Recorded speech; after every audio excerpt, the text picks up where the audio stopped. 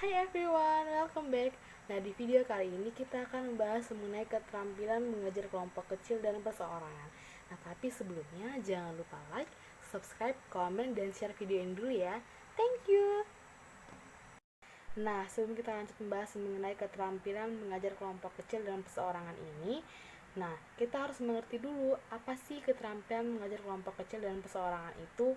Nah, keterampilan mengajar kelompok kecil dan perseorangan adalah kecakapan menanamkan pengetahuan yang dilakukan pada sekelompok siswa dan pada siswa secara individual. Nah, secara fisik, bentuk pengajaran ini ialah berjumlah terbatas, yaitu 3-8 orang untuk kelompok kecil dan perseorangan untuk individu.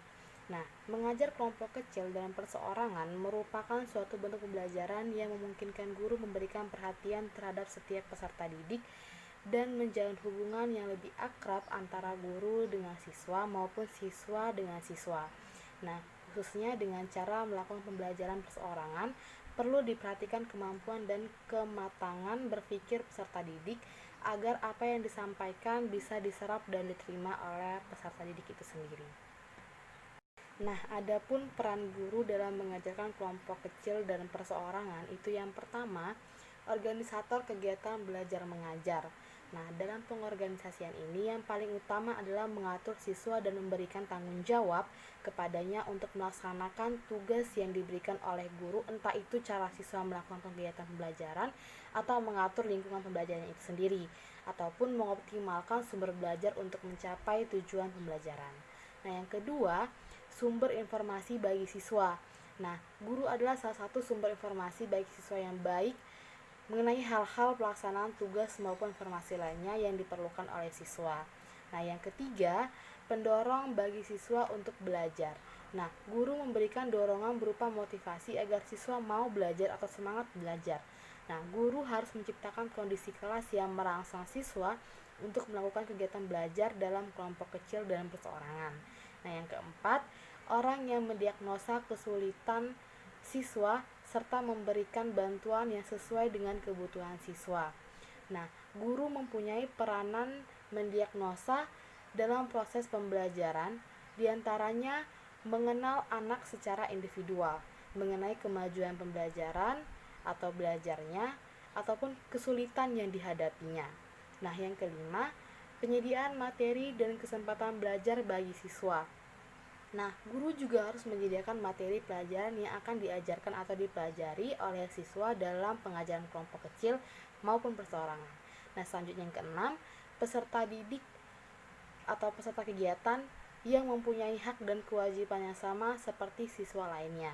Nah, ini berarti guru ikut menyumbangkan pendapatnya untuk memecahkan masalah atau mencari kesepakatan bersama sebagaimana siswa lainnya melakukannya.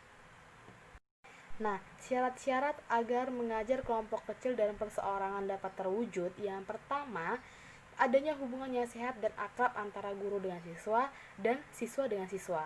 Yang kedua, siswa belajar dengan kecepatan, kemampuan, cara, dan minat sendiri. Yang ketiga, siswa mendapatkan bantuan sesuai dengan kebutuhannya. Yang keempat, siswa dilibatkan dalam perencanaan pembelajaran. Dan yang terakhir, yang kelima, guru dapat memainkan berbagai peran.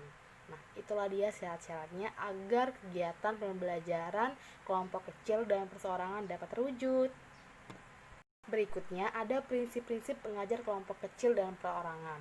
Nah, yang pertama, tidak semua topik dapat disajikan dalam format kelompok kecil dan perseorangan. Jadi dia ada yang formatnya untuk kelompok kecil, ada yang formatnya untuk perorangan. Tidak boleh disamaratakan atau dicampur-campur, seperti itu. Yang kedua, lakukan pengajaran kelompok kecil dan perseorangan secara bertahap. Jangan secara langsung, tapi secara bertahap. Yang ketiga, pengorganisasian siswa, sumber atau materi, ruangan, dan waktu yang harus dilakukan secara cermat. Yang keempat, guru harus mengenal siswa secara pribadi atau secara personal. Nah, hal-hal yang harus diperhatikan dalam mengajar kelompok kecil dan perorangan ini, yang pertama, pembelajaran dilakukan berdasarkan perbedaan individu. Nah, karakteristik anak yang dimiliki sangat berbeda-beda dan beragam. Entah itu kemampuan berpikir, tingkat emosional, bakat, minat, maupun perbedaan daya tangkapnya. Misalnya, anak yang agak agresif dapat dijadikan satu kelompok dengan anak yang kurang agresif. Lalu, anak yang daya tangkapnya kurang dapat dijadikan satu kelompok dengan anak yang daya tangkapnya baik. Nah, lalu siswa-siswa yang sudah berada di dalam kelompok-kelompoknya diberikan layanan bimbingan belajar secara khusus. Nah, cara ini bisa membantu meningkatkan keterampilan sosial melalui belajar kelompok. Nah, yang kedua, memperhatikan dan melayani kebutuhan siswa. Nah, pada dasarnya, siswa memiliki latar belakang yang berbeda-beda, baik dari lingkungan keluarga, lingkungan sekolah, maupun lingkungan masyarakatnya. Nah, misalnya jika ada siswa yang tidak mampu membeli buku paket, sebaiknya guru meminta siswa lainnya untuk bersedia bersama-sama, atau bisa juga pihak sekolah memberikan pinjaman. Nah, yang ketiga, mengupayakan proses belajar mengajar yang aktif dan efektif. Nah, cara untuk melakukan atau membuat pembelajaran yang aktif dan efektif, guru harus berusaha semaksimal mungkin untuk aktif di dalam memberikan bimbingan belajar. Misalnya, setelah guru memberikan tugas diskusi kelompok, guru harus selalu mengawasi jalannya diskusi dan juga membantu atau membimbing siswa yang membutuhkan bantuan saat mengalami kesulitan dalam proses belajar mengajar kelompok itu. Nah, yang keempat, merangsang tumbuh kembangnya kemampuan optimal siswa. Nah, tugas guru tidak hanya mengajar saja, akan tetapi tugas guru pada dasarnya adalah membantu tumbuh kembang siswa secara optimal, baik aspek intelektual, aspek moral, aspek sosial, maupun aspek fisik. Nah, secara tidak langsung guru telah membantu tumbuh kembang siswa-siswanya, misalnya dari segi aspek moral, aspek emosional, aspek sosial dilakukan melalui teladan, cara pola asuh guru terhadap siswa, tutur bicara siswa atau guru, yaitu penggunaan bahasa yang sesuai dengan tingkat perkembangan siswa. Nah, dari aspek fisik, guru bisa mengadakan senam sekali seminggu, lalu mengadakan ekstrakurikuler olahraga, dan lain sebagainya. Dan siswa yang bisa mengikuti ekstrakurikuler tersebut bisa sesuai bakat atau minatnya. Yang kelima, pergeseran dari pengajaran klasikal ke pengajaran kelompok dan perseorangan. Nah, bagi calon guru sebaiknya dimulai dengan pengajaran perseorangan kemudian secara bertahap pada pengajaran kelompok kecil.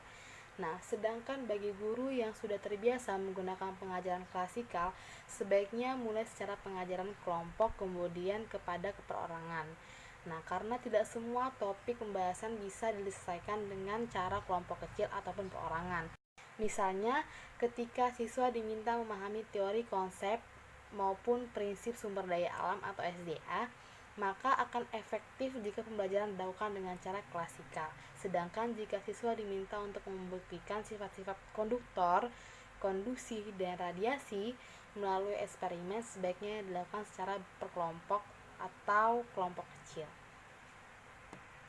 Yang keenam, langkah-langkah pengajaran kelompok kecil dan perorangan. Dalam kelompok kecil, langkah-langkahnya adalah mengorganisasi siswa, sumber, materi, ruangan, serta waktu yang diperlukan. Nah, dalam pengajaran perorangan, guru terlebih dahulu harus mengenal pribadi siswanya. Nah, misalnya siswa yang memiliki kesulitan soal matematika, penjumlahan guru perlu memberikan bimbingan perseorangan. Yang ketujuh, menggunakan berbagai variasi dalam pengorganisasian. Nah, ada 3 variasi pengorganisasian, yaitu variasi pengkelompokan, penataan ruangan, dan variasi sumber belajar. Nah, di dalam pembelajaran pasti akan ada kebosanan dikarenakan guru tidak akan mungkin bisa mengontrol secara terus-menerus terhadap semua kelompok belajar. Nah, untuk menghindari kebosanan ini haruslah ada variasi dalam pembelajaran. Misalnya, siswa diminta memilih sendiri kelompok belajarnya, atau bisa juga siswa ditawarkan untuk memilih sumber belajar yang diinginkan saat kegiatan pembelajaran berlangsung. Oke, sekian pembahasan untuk video kali ini. Saya yakin akan bermanfaat untuk kita semua. Selamat menerapkan, selamat mencoba. Semoga berhasil. Stay healthy ya. Jangan lupa like, subscribe, komen, dan share video ini ya. Thank you.